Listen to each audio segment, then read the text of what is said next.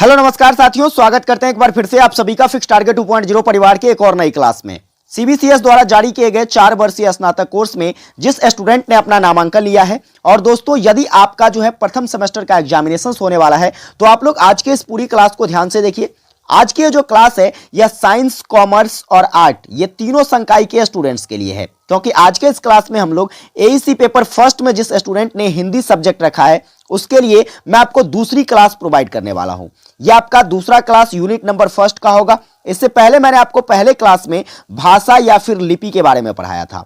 आज के इस क्लास में हम लोग क्या पढ़ने वाले हैं तो ध्यान से समझिएगा। आज के इस क्लास में हम लोग दूसरा टॉपिक करेंगे और टॉपिक होगा आपका लिपि। लिपि से संबंधित आपके पेपर में जो भी प्रश्न बनाए जाएंगे उन सभी प्रश्नों को मैं आज के इस क्लास में डिस्कस करके आपको बता दूंगा, ताकि भाई साहब आपसे ऑब्जेक्टिव क्वेश्चंस यहां से पूछा जाए फिर भी, या फिर शॉर्ट टाइप क्वेश्चंस पूछा जाए फिर भी, या फिर लॉन्ग टाइप क्वेश्चंस पूछा जाए, कुछ भी पूछा जाएगा आपसे तो आप बड़ी आराम से आंसर कर सकोगे। चलिए फटाफट से सेशन को बिना देरी के हुए स्टार्ट करेंगे। आपको सेशन अगर पसंद आती है, सेशन को एक प्यारा सा लाइक कर देना, अपने सभी दोस्तों को शेयर जरूर कीजिएगा, और साथ ही साथ चैनल पर नए हैं तो सब्सक्राइब करके नोटिफिकेशन बेल को ऑन कर लीजिएगा आने वाली क्लास के लिए। अंत में एक प्यारा सा कमेंट करके जरूर बताना कि क्लास कैसी लगी।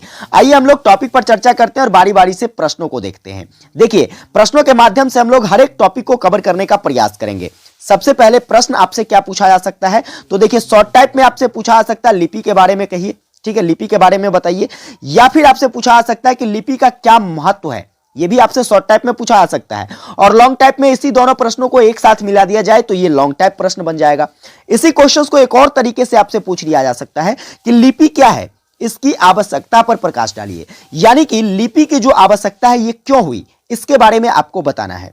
साथ ही साथ आपसे एक और तरीके से प्रश्न ये भी पूछा जा सकता है कि लिपि क्या है, इसके विकास, यानी कि लिपि का विकास जो कैसे हुआ, क्यों जरूरत पड़ा इसके विकास का, इसके बारे में आपसे पूछा जा सकता है, और लिपि का क्या महत्व है इस पर आपको टिप्पणी करना है। तो तीनों प्रश्न एक ही है, बस क्वेश्चंस को पूछने का तरीका अलग है। अब कैसे कैसे प्रश्न पूछा जा सकता है आपसे ये देख लिए। चलिए अब इसके आंसर पर हम लोग डिस्कस करते हैं। तो हर एक प्रश्न में आपको एक चीजें देखने को मिला है, वह है लिपि। तो हम जान लेते हैं सबसे पहले ये कि लिपि होता क्या है। तो देखिए, एक छोटा सा शब्द है जो कि 2 वर्णों से मिलकर बना है। क्या नाम है? लिपि। लिपि का शाब्दिक अर्थ क्या होता है मेरे भाई? तो याद रखिएगा, लेखन शैली। अब किसको लिखा जाएगा, क्या लिखने की शैली होगी, शैली कहिए तो ढंग, जिसे हम लोग इंग्लिश में स्टाइल कहते हैं। क्या कहते हैं? यानी कि लिखने की जो स्टाइल है, लिखने का जो शैली है, उसी को हम लोग क्या कहते हैं? लिपि कहते हैं। अर्थात कहे तो हम लोग लिपि को परिभाषित कैसे करेंगे तो कहा जा सकता है कि किसी भी भाषा को, चाहे वो हिंदी भाषा हो, अंग्रेजी भाषा हो, संस्कृत भाषा हो, मैथिली भाषा हो, आपका कोई भी भाषा हो, जैसे कि हम अभी बोल रहे हैं तो हम हिंदी भाषा में बोल रहे हैं, इसी चीज को हम आपके सामने लिखकर प्रेजेंट कर रहे हैं, तो यह किसके माध्यम से भाई? लिपि के माध्यम से लिख रहे हैं। अर्थात कहा जा सकता है कि किसी भी भाषा को लिखने के लिए जिन चिन्हों का, जिन शब्दों का प्रयोग किया जाता है उसी को क्या कहा जाता है भाई साहब? लिपि कहा जा सकता है। जैसे हिंदी भाषा को लिखने के लिए किस लिपि का इस्तेमाल होता है? आप कहोगे सर देवनागरी। जैसे इंग्लिश को लिखने के लिए, अंग्रेजी को लिखने के लिए किस लिपि का यूज करते हैं हम लोग? तो रोमन लिपि का यूज करते हैं। करते हैं कि नहीं करते हैं? जैसे मान लीजिए हमें लिखना है राम आम खाता है, तो हिंदी में अभी मैंने बोला तो भाई साहब इसे हम लोग देवनागरी लिपि में लिखेंगे, लेकिन इसी को मैं इंग्लिश में कन्वर्ट करता हूं, Ram it's a mango, Ram it's a mango, Ram आम खाता है, तो इसको लिखने के लिए मैंने किस लिपि का यूज किया है? तो आप कहोगे सर रोमन लिपि का यूज किया है। तो उम्मीद करता हूं आपको लिपि के बारे में पता चल गया होगा कि लिपि आखिर है क्या। हम किसी भी भाषा को क्या करते हैं तो लिखने के लिए जिन चिन्हों का उपयोग करते हैं उसी को लिपि कहा जाता है।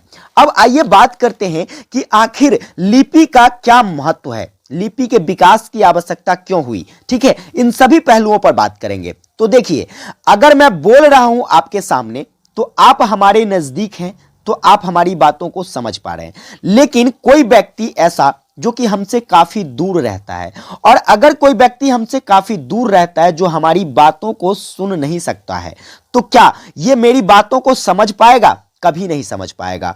तो इन कंडीशन, यानी कि ऐसी स्थितियों के लिए ही लिपि का विकास हुआ। जैसे मान लीजिए कि आज हम किसी भी चीजों को लिखी हुई शब्दों में पढ़ पाते हैं। जैसे मान लीजिए यहां पर यह शब्द लिखा गया है तो आप इसे आराम से पढ़ लोगे, लेकिन यह संभव किसके कारण हुआ? तो लिपि के कारण। अगर लिपि का विकास नहीं होता तो हम आज इस चीजों को पढ़ नहीं सकते थे। क्योंकि ये सारे के सारे शब्द जो हैं किसी न किसी वैयाकरण के द्वारा दिया गया, या किसी न किसी विद्वान कह सकते हैं आप, किसी न किसी विद्वान के द्वारा दिया गया है।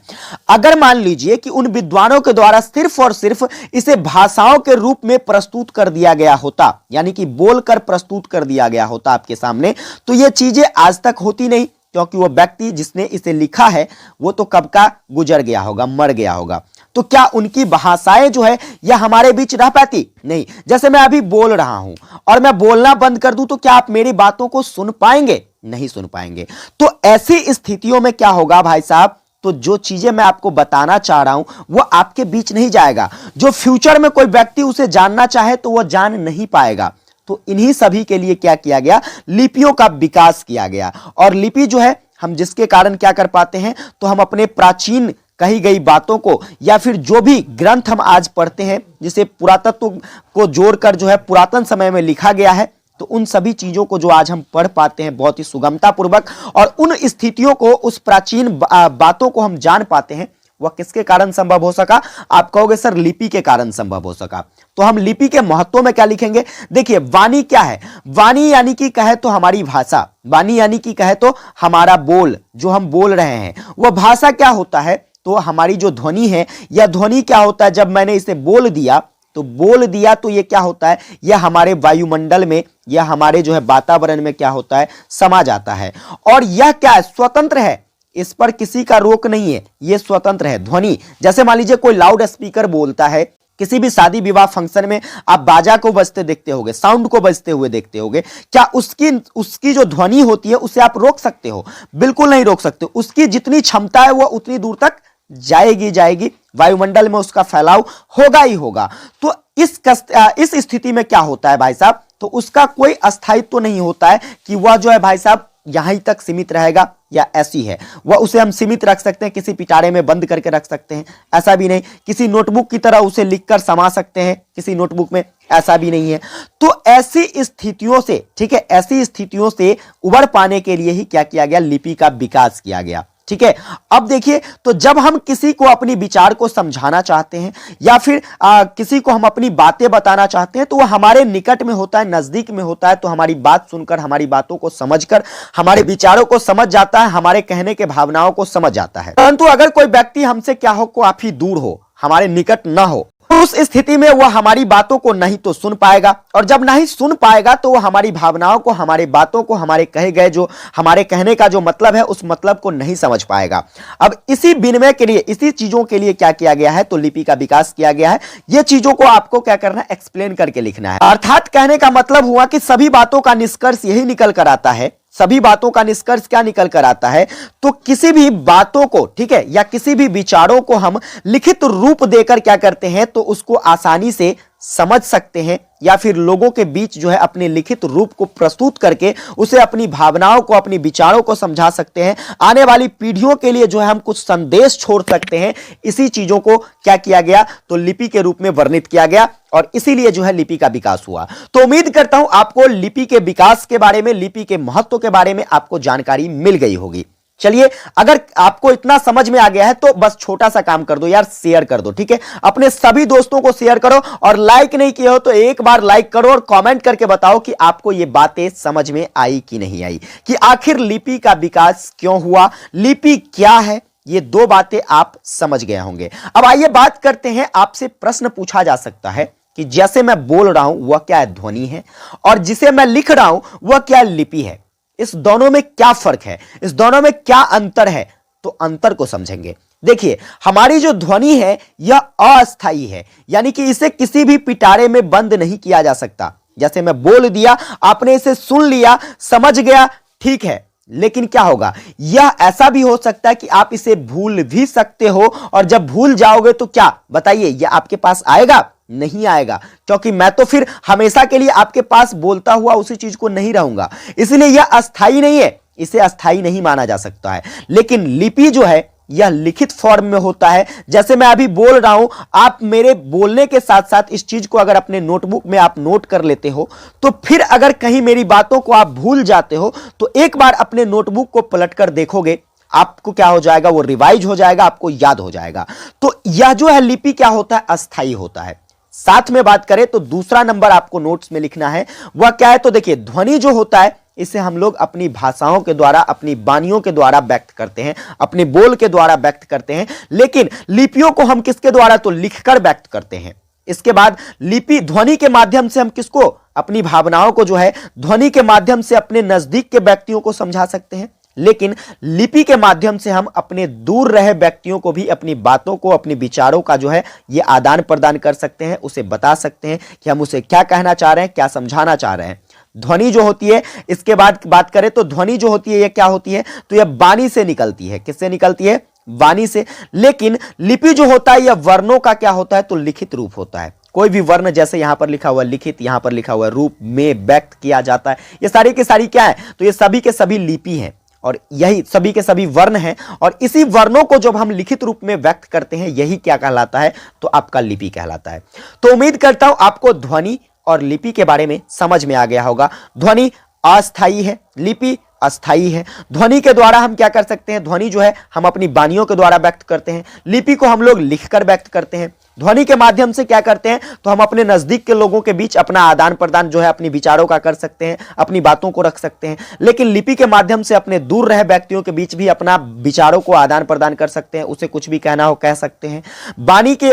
वाणी जो हमारी निकलती है उसी को हम लोग ध्वनि कहते हैं, और जिस वर्णों को हम लिखकर व्यक्त करते हैं वही हमारा लिपि है। अब जब आपके पेपर में यह प्रश्न आएगा तो आप आराम से लिख पाओगे, उम्मीद है मुझे। ठीक है, चलिए अब आगे बात करते हैं। प्रश्न यहां से एक और पूछा जा सकता है। प्रश्न आपसे पूछा जा सकता है, भाषा और लिपि में क्या अंतर होता है? देखिए, भाषा क्या है? जैसे मैं अभी बोल रहा हूं तो यह हमारी भाषा है।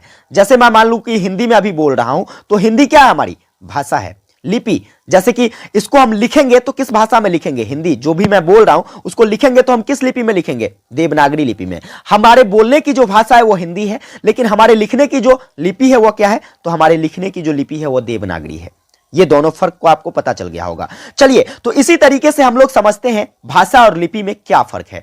तो भाषा की अगर मैं बात करूं तो भाषा जो है एक प्रकार का क्या है? तो श्रव्य होता है, जिसे हम सुन पाते हैं। लेकिन लिपि जो होता है क्या होता है? यह दृश्य होता है। जो लिखा हुआ है उसे हम क्या करते हैं? देख पाते हैं।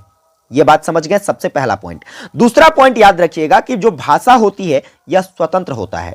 यह क्या होता है? स्वतंत्र होता है। इसे जो है हम किसी भी रूप में व्यक्त कर सकते हैं, इस पर कोई भी प्रतिबंध नहीं होता है। लेकिन लिपि जो होता है यह हमारे भाषा पर निर्भर करता है। जैसे मैं जो बोल रहा हूं, जो हम अगर मान लीजिए कुछ भी लिखना हो हमें, तो हम बोलेंगे अपनी भाषा में। जो भी हिंदी भाषा में बोलना हो तो हिंदी भाषा में बोलेंगे। भाषा में जो भी बोलेंगे उसे ही तो हम लिपि में कन्वर्ट करके लिखते हैं। यहां पे जैसे हिंदी में बोल रहे हैं तो देवनागरी लिपि में लिखेंगे, इंग्लिश में बोल रहे हैं रोमन लिपि में लिखेंगे। ठीक है, ब्राह्मी लिपि होता है, और भी बहुत सारे आपको लिपि देखने को मिलेंगे। जैसे गुरुमुखी लिपि होता है, पंजाबी लिपि होता है, इसके बाद उड़िया लिपि होता है, बहुत सारी लिपियां हैं।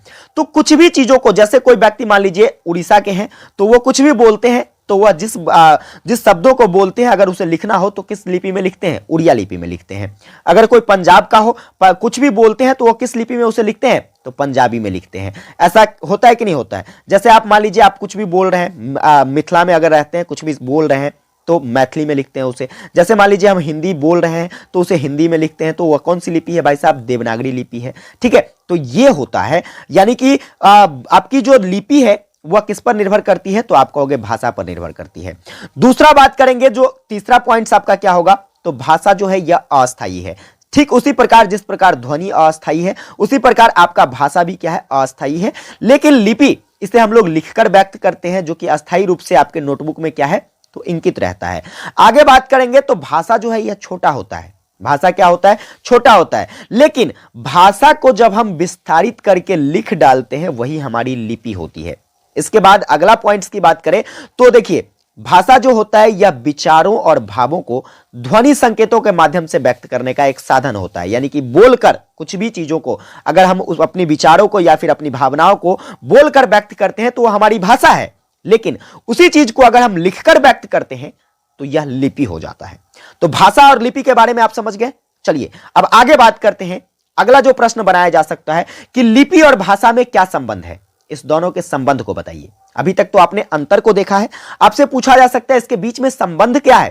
तो देखो, लिपि और भाषा एक दूसरे का पूरक माना जाता है। पूरक कहने का मतलब एक दूसरे का उल्टा माना जाता है। आप कहोगे सर कैसे? तो देखिए, विश्व में जितनी भी भाषाएं हैं, विश्व में जो भी भाषा होगी उसके लिए क्या होगा, तो लिपि होगा। ठीक है, उसे, क्योंकि अगर मान लीजिए हमें उसे बोलना है तो हम उस भाषा में बोलेंगे, लेकिन अगर लिखना है तो हम उसे उस लिपि में, उस भाषा की जो लिपि होगी उस लिपि में ही व्यक्त करेंगे। तो विश्व की जो भी भाषाएं हैं उन सभी भाषाओं की क्या होती है, अपनी अपनी लिपि होती है। परंतु किसी भी भाषा की, जो कोई भी भाषा हो, उसे हम कई लिपियों में लिख सकते हैं। कहोगे सर कैसे? जैसे मान लीजिए, आप सभी को पता है, जैसे मान लीजिए हमारा प्राचीन ग्रंथ रामायण हो गया। ठीक है, रामायण को सबसे पहले किस भाषा में लिखा गया था? आप सभी को पता होगा सर, संस्कृत में लिखा गया था। किस भाषा में लिखा गया था? संस्कृत भाषा में। बाद में इसका जो अनुवाद किया गया, हिंदी में भी किया गया, बाद में इसका अनुवाद फारसी में भी किया गया। तो कहीं ना कहीं बात करी जाए तो कुछ भी, कोई भी लिपि हो, उसे आप विभिन्न विभिन्न लिपियों में भी लिख सकते हैं। जैसे हम अगर हिंदी की बात करें तो हिंदी को हम मूल रूप से किस लिपि में लिखते हैं? देवनागरी लिपि में। लेकिन अगर हमारी इच्छा हो तो हम इसे कन्नड़ में भी लिख सकते हैं, रोमन में भी लिख सकते हैं। जैसे कैसे लिख सकते हैं? जैसे कि देखिए, यहां पर आप इस तरीके से समझ जाइएगा। जैसे यहां पर लिखा हुआ है, राम आम खाता है। मुझे तो कन्नड़ नहीं आती, गुजराती नहीं आता, तो रोमन तो भाई साहब आता है। मैं इस तरीके से आपको लिखकर बता सकता हूं। जैसे देखिए, राम आम खाता है, राम आम खाता है। अब इसी को हम क्या करते हैं? इसी को हम लिखते हैं राम, राम, आम, आम, खाता, KHATA, खाता, HAI है। लिखते हैं कि नहीं? अरे भाई, इससे नहीं समझ में आता है तो इतना तो समझ में आता है कि जब आप अपनी जीएफ से चैटिंग करते हो, तो चैटिंग करते हो तो क्या क्या कहते हो? खाना खाई, तो कैसे लिखते हो? खाना खाई, ऐसे ही लिखते हो ना भाई? बिल्कुल लिखते होगे। तो यही क्या है, इसे हमने किस भाषा में लिखा? कहा तो मैंने हिंदी में है, लेकिन लिखा किस लिपि में है? तो रोमन लिपि में है। लिखा कि नहीं? तो उसी प्रकार से हम किसी भी लिपि को क्या कर सकते हैं, तो विभिन्न विभिन्न लिपियों में लिख सकते हैं। याद रहेगी आपको? तो यह संबंध है लिपि और भाषा का। जैसे कि कुछ और एग्जांपल्स ले लीजिए। जैसे मान लीजिए हमें रोमन लिखना है, ठीक है, जैसे मान लीजिए रोमन, जो कि क्या कहते हैं, अंग्रेजी की लिपि है, इसे हम हिंदी में भी लिख लेते हैं, इसे हम लोग फ्रेंच में भी, जर्मन में भी, जिस भी लिपि में लिखना हो आप उस लिपि में लिख सकते हैं। कहोगे सर एक और एग्जाम्पल देकर समझाइए, तो देखिए एग्जाम्पल के माध्यम से समझने का प्रयास कीजिए। देखिए, अगर मान लीजिए मैंने लिखा Ram, Ram it's a mango, Ram it's a mango, तो मैं इसे ही लिखूंगा Ram it's a mango, Ram it's a mango.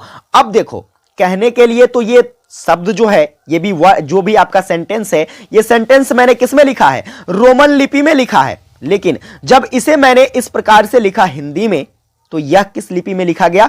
तो आप कहोगे सर यह जो लिख दिया आप, यह देवनागरी लिपि है। कौन सी लिपि है? देवनागरी लिपि। तो कहीं ना कहीं इतना तो आपको समझ में आ गया होगा कि लिपि और भाषा में संबंध क्या है। लिपि और भाषा एक दूसरे का पूरक होता है। चाहे वो कोई भी भाषा हो, उसे आप किसी भी लिपि में लिख सकते हैं, चाहे वो कोई सा भी लिपि हो, उसे आप किसी भी भाषा में लिख सकते हैं। याद रहेगी आपको? चलिए, उम्मीद करता हूं आपको ये बातें समझ में आ गई होगी। तो आज की क्लास में मैंने यहां तक पढ़ लिया। अब आज इसके नेक्स्ट क्लास में हम लोग लिपि के अगले पार्ट्स को पढ़ेंगे। लिपि, जो कि आपके सिलेबस के अकॉर्डिंग बात करूं तो आपके सिलेबस में सिर्फ और सिर्फ देवनागरी लिपि के बारे में चर्चा किया गया है कि आपको सिर्फ देवनागरी लिपि को पढ़ना है। लेकिन मैं कोशिश करूंगा कि आपको हर एक लिपि का जो है कुछ न कुछ भाग बता दूं, और विशेषता मैं आपको देवनागरी लिपि पर डिटेल क्लास प्रोवाइड करूंगा। इसके बाद जो क्लास आएगी आप उसे देख लीजिएगा। देवनागरी लिपि जो कि आपके परीक्षा के दृष्टिकोण से इंपॉर्टेंट है। बाकी ब्राह्मी लिपि हो गया, ठीक है, इसके बाद जैसे प्राकृत लिपि हो गया, जैसे पाली लिपि हो गया, ठीक है, जैसे गुजराती लिपि हो गया, ठीक है, इस तरीके की जो कई सारी लिपियां हैं उन सभी पर हम थोड़ा बहुत चर्चा कर लेंगे, ताकि वहां से भी प्रश्न आपके पेपर में पूछे जाए तो आप कर लोगे। बाकी देवनागरी लिपि से तो प्रश्न पूछे ही जाएंगे, जो मैं आपको अगली क्लास में डिस्कस करके बताऊंगा। तो उम्मीद करता हूं आज की जो क्लास है ये आपको हेल्पफुल लगी हो। एक बार प्यारा सा कॉमेंट करके बता दो मेरे भाई, आज की क्लास आपको कैसी लगी। अगर ये क्लास हेल्पफुल लगती है, चैनल पर नए हैं, अभी तक सब्सक्राइब नहीं किया, सब्सक्राइब करके नोटिफिकेशन बेल को ऑन कर लीजिए। सेशन को एक प्यारा सा लाइक करके अपने सभी दोस्तों को शेयर कर देना। विशेष आप लोगों से अगली क्लास में मिलेंगे, तब तक के लिए जय हिंद, वंदे मातरम।